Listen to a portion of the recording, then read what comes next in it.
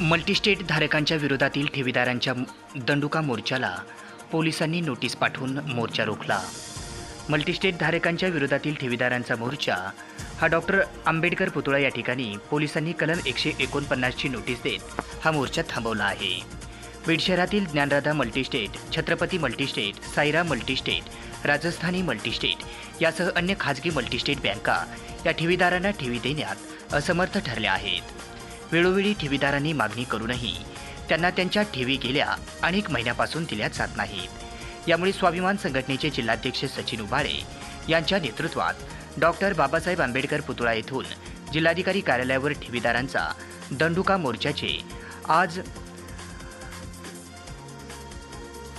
बुधवार दिनांक 27 मार्च रोजी सकाळी 11 वाजता आयोजन केले होते। या मोर्चासाठी हजारो ठेवीदार उपस्थित झाले होते। मात्र ऐनवेळी पोलिसांनी कलम 150 ची नोटीस बजावत सदरील मोर्चा आचारसंहितेमुळे थांबवला। यावेळी अनेक ठेवीदारांची मोठ्या संख्येने उपस्थिती होती।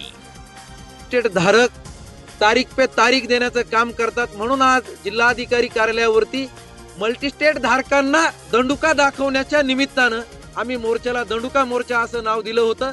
परंतु जिल्हा पोलीस प्रशासनानं ऐनवेळी येऊन आम्हा हजारो मोर्चेकरांना इथं येऊन थांबवलं।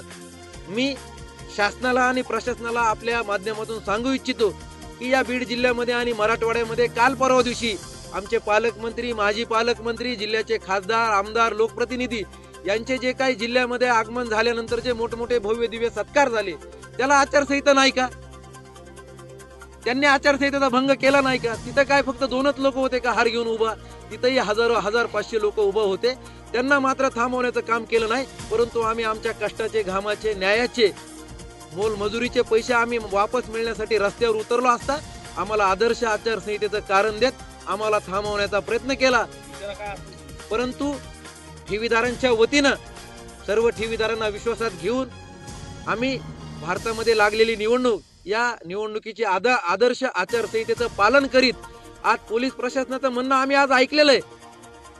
पोलिसांनी परमिशन आम्हाला नाकारली, 149 ची नोटीस मला या ठिकाणी दिलेली, परंतु या नोटीसला आणि माझ्यावरती आज मी तुम्हाला सांगू इच्छितो, माझ्यावरती जरी केसेस झाल्या तरी हा सचिन उबाळे पाठीमागे हटणार नाही। तुमचा शेवटपर्यंत 1 रुपया मिळेपर्यंत तुमच्या खांद्याला खांदा लावून जोपर्यंत तुमच्यातून मला आवाज येणार नाही की माझा भैया शेवटचा 1 रुपया मिळाला, तेव्हा माझं आंदोलन थांबलेलं असेल।